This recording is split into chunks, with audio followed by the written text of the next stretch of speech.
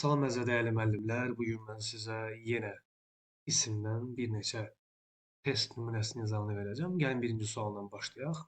He conducted a lot of into but a failure. Deməli, birinci onu qeyd edeyim ki, boşluqdan qabaq göründüyü kimi bir kəmiyyət ifadə edən söz istifadə edilir. Yəni, a lot of istifadə olunur.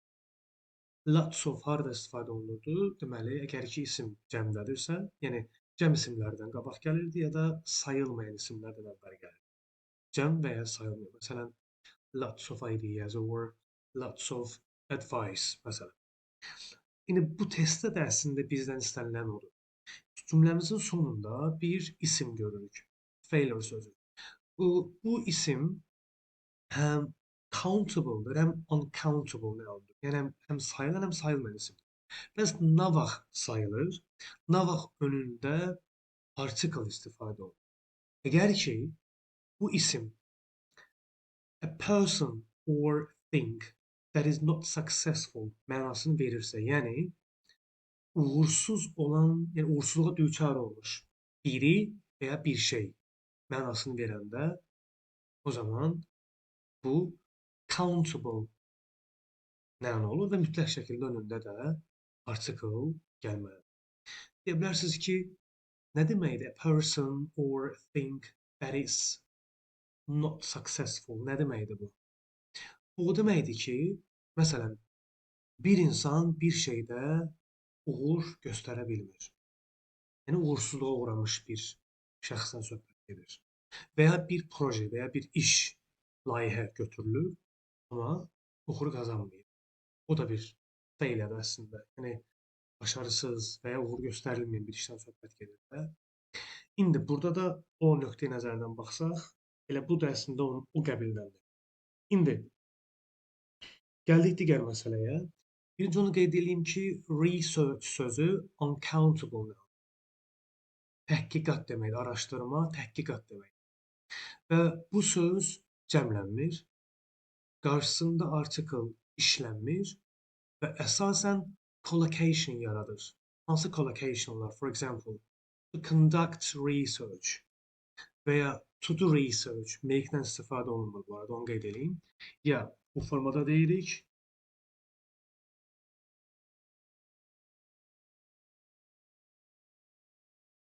ya da bu formada deyirik, to do ilə. Make heç vaxt demək olmaz, yəni bunu əvvəldən qeyd edeyim. Yəni collocationlar bölməsindən bilirsiniz ki, collocation o deməkdir ki, ya spesifik birləşmələr yaranmalıdır. Orada məsələn plus noun, for example, to make money deyirsiniz. Siz burada do ilə əvəz eləyə bilməzsiniz, çünki artıq fixed olan bir şeydir. Bunu dəyişdirmək olmaz. Məsələn, I did my research on, for example, skills. Skilllər üzərində araşdırma etdim. Təhqiqat apardım. I conducted research, my research on, öz-özündən sonra on istifadə olunur. Məsələn, sual verirəm ki, did you conduct research on your topic? Yəni, öz mövzun üzərində araşdırma, təhqiqat apardım. Yes, I did. I conducted research, article ehtiyac yoxdur. On my topic. Öz mövzum üzərində, mövzumla bağlı daha doğrusu, belə desək daha yaxşı olar. Araşdırma keçirdim. To conduct research or to do research məsələn deyə bilərsiniz. Amma make demək olmaz.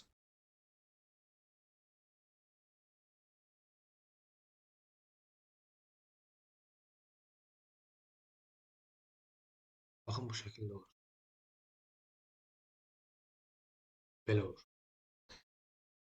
Və onu qeyd edeyim ki, bəli, research sözü sayılmayan isimdir, uncountable noun. Bəs araşdırmalar keçirdim desəm necə deyəcəm?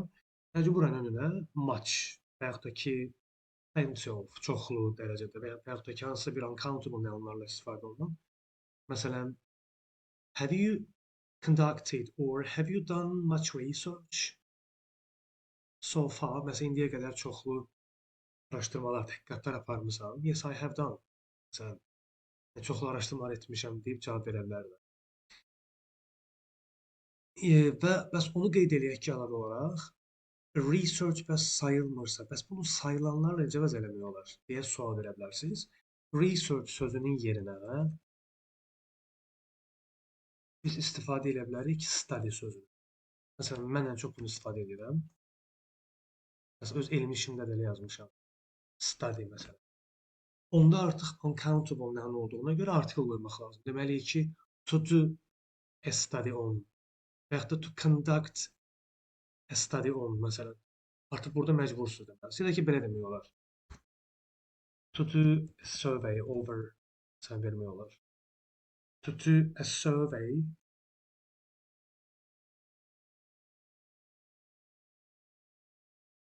over məsələn və ya onu da deyə bilərsiniz. I have done a survey over, for example, listening and speaking skills. Yəni dinləmə və danışıq bacarıqları üzərində bir tədqiqat aparmışam. Bir sorğu aparmışam. To do a survey, to do a questionnaire, a study. Amma research sözünü qoysa da artıq article oradan düşməli. Deməlisiniz ki, I have done survey on speaking skills məsələn. Bu formada vermək olur. Bunlara bütövlükdə deyilir collocationlar. Yəni set expressionlardır. Artıq bunlar stabil formada istifadə olunur və bunları dəyişdirmək olmaz tiplərdə. Məsələn, siz deyə bilməzsiniz. I have made a survey over. It's not possible. Yəni bunu o formada istifadə edə bilmirik. Deməliyik, I have done a survey over speaking and listening skills in secondary state school. Məsələn. Belə deməliyik. Bu testimizdə də research sayılmadığına görə automatically A ilə C gedir, B ilə D qalır. Conducted a lot of research, B və ya D olacaq burada. Hay fever uncountable noundur. Bunu cəmləyə bilməzsiniz. Məsələn, burada fikir verirsiniz, nəyinsə üzərinə, məsələn, into da yazıb burada, yəni preposition qoymaq lazım. Məsələn, göstərir ki, burada he conducted a lot of research into hay fever. Yəni, hay fever üzərinə bir çoxlu araşdırmalar eləyib. Ancaq araşdırması yekunda tərs cümlə yaratdı burada. Çünki tabes mürəkkəb cümlədir. Başdan budaq cümlənin fərqli mübtədaları var və əlavə olaraq da tərəflər bir-birinə qarşı-qarşı qoyulur. Çünki adından bəllidir. Orada but var. Çünki burada direct contrast yaradır. Yəni birbaşa ziddiyyət yaradan tərəflər var. Məsələn, deyir ki, mən çox araşdırma keçirdim, ancaq fəqət araşdırmam uğursuz oldu. Uğursuzluğa düçar oldu. Başarısız bir çalışma, yəni və ya bir araşdırma oldu, bir təhqiqat oldu. Yəni burada da but it was a failure. Yəni ancaq deyir o nə? Bu araşdırma. Burada artıq research sözünə göndərmə edir. Nə uğursuz oldu? Araşdırma uğursuz oldu. Bu nöqteyi nəzərdən düzgün cavabımız nə olur? Düzgün cavabımız elə B variantı olur. Gəldik digər sözümüzə. Deməli, ikinci sualımızı gəlin təkrar gözdən keçirdək. Deyir ki, the proceeds of the campaign been spent on the construction of the children's care center. Roadworks being held there to build a new crossing. Deməli, burada diqqətlə baxsaq görərik ki, boşluqdan qabaq, yəni burada hər zaman cəmdə istifadə olunan bir isim var. Bilirsiniz ki, ingilis dilində sayılmayan isimlər iki hissəyə bölünür. Təkdə olan sayılmayanlar. Məsələn, biz bunlara məsnəvlər dedik. For example, milk deyə bilərsiniz. Deyə bilərik advice və yaxud da ki, information. Yəni bunlar hamısı uncountable yanlardır. Niyə? Çünki bunları biz cəmləyə bilmirik. Çünki biz bunların önünə sayılar qoya bilmirik. Əgər bir şey ki, sayla istifadə oluna bilmirsə, baxın, bəzən bir ismin sayılan və ya sayılmayan olduğunu isbat eləmək üçün biz hər zaman, məsələn, adi mən sizə bir şey deyim, şalvar sözü və yaxud da ki, deyək, qayçı sözü, məsələn, scissors sözünü götürsək, trousers sözünü götürsək, bunlar deyə bilərsiniz ki, cəm isimlər, ki, düz deyirsiniz. Bunları əvəz edən əvəzləyici sözlər they'dir təbii ki, əvəzlik olaraq, they ilə deyirik. They are deyirik, düzdür. Düz buyurursunuz, düz düşünürsünüz. Amma burada başqa bir məsələ də var. Məsələ ondan ibarətdir ki, bu isimlər ki, iki hissədən ibarət olan simmetrik isimlər. Pajamas və yaxud da ki, trousers və yaxud da ki, pants. tweezers, yəni çox şey saymaq olar. Yəni bunların hamısı iki hissədən ibarət olan isimlərdir əslində. Amma məsələ buna ibarətdir ki, bu isimlərin önünə heç bir zaman say qoymaq olmur. Məsələn, siz deyə bilməzsiniz, I've got two trousers. Bunu demək olmaz. Belə deməlisiniz. I've got two pairs of trousers. Mənim iki cüt şalvarım var. Mütləq şəkildə, yəni o isimlərin önünə pair of gətirilməli, bir partitiv istifadə olunmalıdır. Yaxşı, belə olanda mən nəyi isbat eləməyə çalışıram? Əslində mən demək istədiyim ona ibarətdir ki, mən bu isimlərin qabağına say qoya bilmirəmsə və say qoya bilmədiyimdən ötürü bu isimlər əslində uncountable noun hesab olunur. Biraz qəribə səslənə bilər. Necə yəni cəm isim, sonunda s, əvəzləyicisi they. It sounds weird. Başa düşürəm, yəni qəribə səslənir. Amma burada bir məsələ var ki, bu ismin önünə mən əgər ki sayı qoya bilmirəmsə və onu mən tək-tək barmaqla saya bilmirəmsə, say qoyaraq, mən uncountable. Əslində uncountable nounlar təkdə və cəmdə olmaq şərti ilə iki hissəyə bölünür. Təkdə olanlar, cəmdə olanlar. Baxın, bunlar da onlardan. Məsələn, proceeds, bu da uncountable noundur, amma cəmdə olan isimdir. Bəs sual ortaya çıxır. Bəs bunların xəbəri necə olur? Xəbəri cəmdə olur. Bəs bunları nə ilə əvəz edirik? İtləmi, və iləmi? Və ilə əvəz edirik. O zaman elə başa düşürük ki, həm burada they var, həm burada are var, amma uncountable-dır, bəli. Buna deyirlər istisna vəziyyət. İstisnai bir vəziyyətdir əslində. İstisna bir haldır. Dilin istisna bir halıdır. Təbii ki, standardized olan bir grammar deyil. Normal grammar deyil ki, bir isim qabağın əgər sonunda cəm şəklisi varsa bu cəmdədir, bu sayıdır, bu standardized olan bir şey. Amma bəzən dilin, ən çox da ingilis dilinin bax belə standartdan kənar tərəfləri də var və ona görə də bəzi müəllimlərimizə, müdavimlərimizə bu kimi məsələlər daha doğrusu çətinlik törədə bilər ki, bu da normaldır, normal baxıram. Yəni bu məsələni yekunlaşdırsaq, yəni bu da o isimlərdir. Bəs xəbər necə olacaqdır? Təbii ki, yenə cəmdə olduğuna görə xəbər mütləq ki, cəmdə olmalı. Bu nöqteyi nəzərdən A variantı gedir. Yəni A ilə C gedir, qalır B ilə D variantları arasında ki, biz buradan davam etməliyik. Gəlin boşluğu dolduraq. The proceeds of the campaign have been spent on the construction of the children's care center. Burada dayandık, burada problem yox. Roadworks, ümumiyyətlə roadworks, crossroads, bunlar elə isimlərdir ki, necə ki təki və cəmi eyni olan isimlər vardır. Məsələn, series, means, species, nə bilim, fish, sheep, deer, swine. Bunlar da necə ki təki və cəmi eynidir. Onlar təkdə olanda nə edirdik? Məsələn, tutaq götürək species sözünü. Təbii ki, son qabağına qoysanız a means of desəz, təkdən söhbət getmiş olur.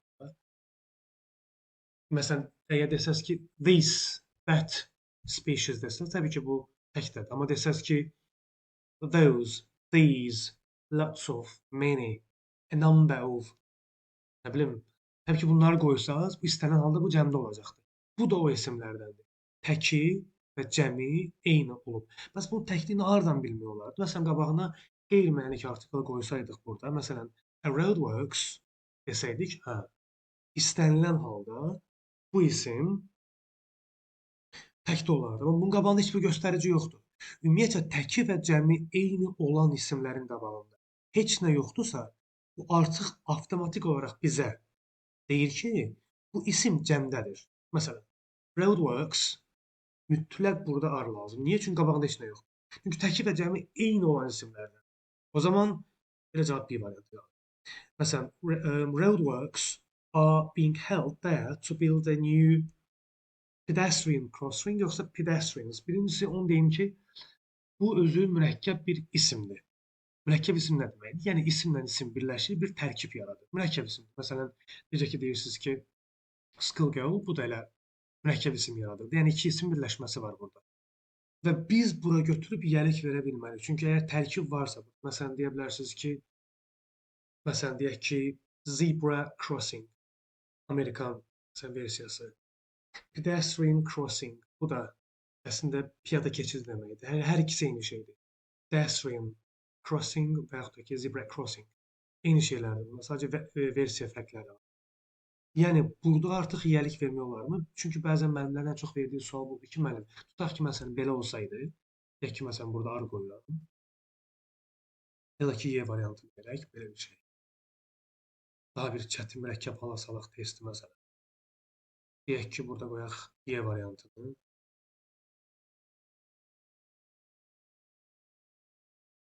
Məsələn, bunu götürək bura qoyaq. Baxın, müəllimlərin ən çox çaşdığı məsələ baxın burada ortaya çıxır. Ne deyir mən bilmirəm. B mi seçim, I mi seçim? Çünki əvvəldən hamısı uyğun gəlir. Have, are. Bunlar okeydir. Amma söhbət sondakı məsələ var burada. Yəlik mi qoyum, yoxsa adlıq mı qoyum? Birincisi, yəlik o halda mümkündür ki, yəlik sözünün mənası o deməkdir ki, burada belonging var. Yəni bir şeyə aidiyyatın olma məsələsi var. Məsələn, əgər mən deyirəmsə ki, Tomun maşını, deyirik Tom's car, düzdürmü? Deyirik də, bu formada deyirik. Bu nə deməkdir? Yəni bu maşın Toma aiddir. Tomun maşını var deməkdir. Sahiblik var burada. Amma piyada keçidində sahiblik yoxdur. Yəni bu keçid piyadaya sahibdir deyə bilməzsiniz axı. Yəni burada sahiblik məsələsi olmalıdır. Və həm də yəlik halla deyəndə də burada istər-istəməz nitqdə ağırlıq yaradır. Sanki nitq ağırlaşır. Məsələn, pedestrians crossing. Görürüz ağırlaşdı. Bəzən o yəlik mi, adlıq mı olmalıdır məsələsini onun tələffüzündən bilmək olur. Əgər ki, nitqdə ağırlıq yaradırsa, tələffüzdəki o sondakı o S, pedestrians crossing ağırlıq yaradır. Görürsünüz. Amma məsələn, baxın, deyirəm ki, pedestrian crossing mürəkkəb isim. Həm də ki, bu tip şeylərdə heç vaxt yiyəlik vermək olmaz. Çünki burada sahiblik yoxdur. Bu bir, iki nəfər aid olan bir şey deyil axı. Sahiblik o şeyə aid olmaqdır. Burada o zolaq kiməsə sahib deyil, axı sahiblik axtara bilməzsiniz. Piyada zolağı deyirsiniz, istənilən. Buna görə də burada yiyəlikdən söhbət gedə bilməz. Adlıq formada olmalı. Bu nöqteyi nəzərdən düzgün cavabımız elə B var. Yəni, qısacası bu formada. Onu qeyd edeyim ki, ümumiyyətcə bunun sinonimləri çoxdur. Məsələn, pedestrian crossing var, zebra crossing və yaxud dediyim kimi UK-lərin istifadə etdiyi. Bir də var, sırf Amerikanların istifadə etdiyi var, crosswalk. Bu sırf USA-da istifadə olunur. Crosswalk. Bu Amerikanlar tərəfindən istifadə olunan zebra crossing və yaxud da ki, pedestrian crossingin sinonimidir və piyada keçid deməkdir.